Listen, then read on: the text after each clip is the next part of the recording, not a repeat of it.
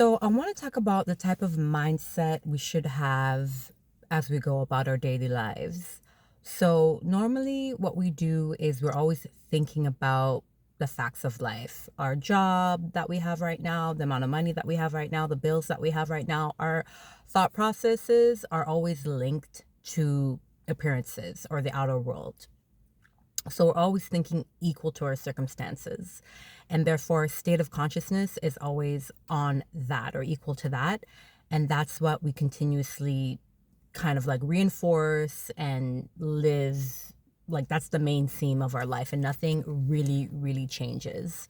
But like if we find ourselves in a situation that we don't like let's say we're sick or we're going through a hard time, the normal thing to do is just kind of like identify with that situation, like this has happened, so therefore I am sick, right? But remember, the mindset that we need to assume is one that is equal to what we would rather it be, right? So obviously if we're sick, we want to be healthy, right? And it's said in the Bible, let the weak say I am strong. So even though you could be physically unwell, at the level of mental and emotional level, you identify yourself as healthy. You imagine yourself healthy already. You you claim it inwardly. You give thanks and gratitude that you are healthy in advance. You feel the gratitude, the emotional gratification of being healthy. You claim it. You say that this particular state of consciousness has the authority, right? So the outer world is constantly being shaped and unfolding according to your state of consciousness. So we have to be able to assume a particular state of consciousness that is not equal to the facts of life and maintain that on the emotional and mental level.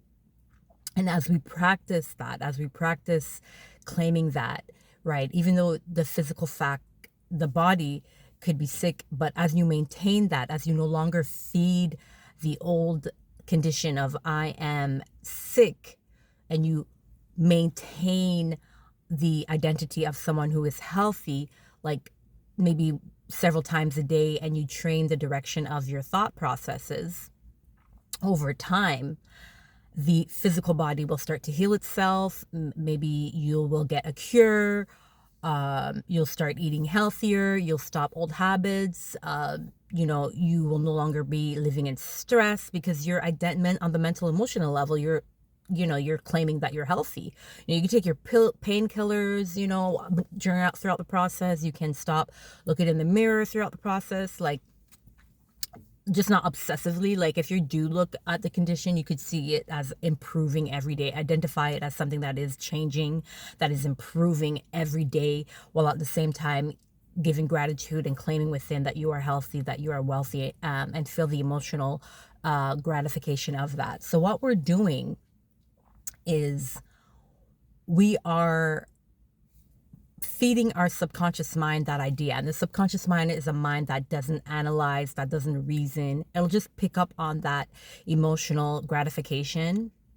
It has dominion over all things. All things are subject to the subconscious mind. So it has the intelligence to, regulate whatever bodily chemical chemistry that needs to occur in order for that to happen. If like a doctor or something or medicine, everything on the outside will be led to manifest that as a physical experience, because the outer world is not separate from your state of consciousness. It's linked to it. Even science says that there's this invisible quantum field of energy that is the sole governing agent of matter.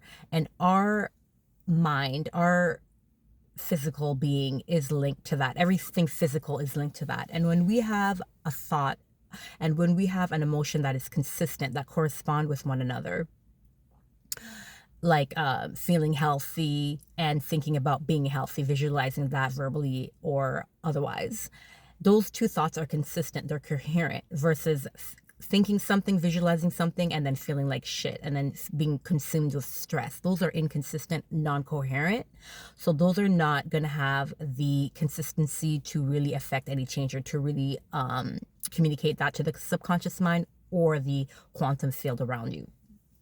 So that's what we have to practice, thinking greater than, because we are impressing the subconscious mind, or if you think scientifically, we are affecting this quantum field through our body, through our physical body, because it's the consciousness affects your physical body physiologically, through your emotions, through your thoughts. We produce electrical activity through the brain. The heart also produces electrical activity.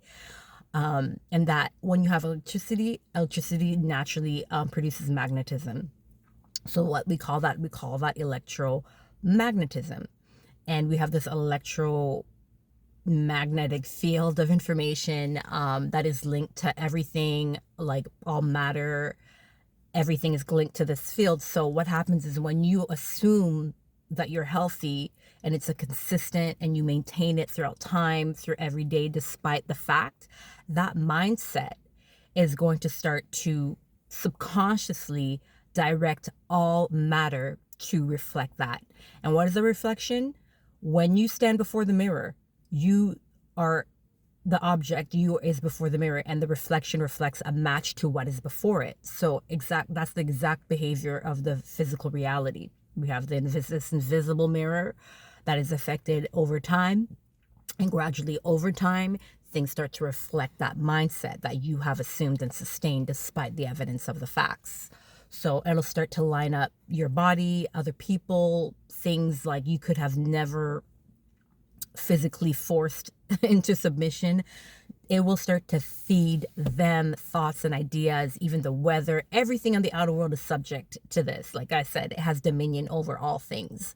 So anything that resonates with that idea, the body, whatever sequence of cells, DNA, genes, or whatever it needs to be done, just like a seed attracts to itself whatever it needs. If you need something like a medicine or something else on the outside, you will be guided, things will be guided, everything will be orchestrated to reflect that as a physical condition, experience, or event.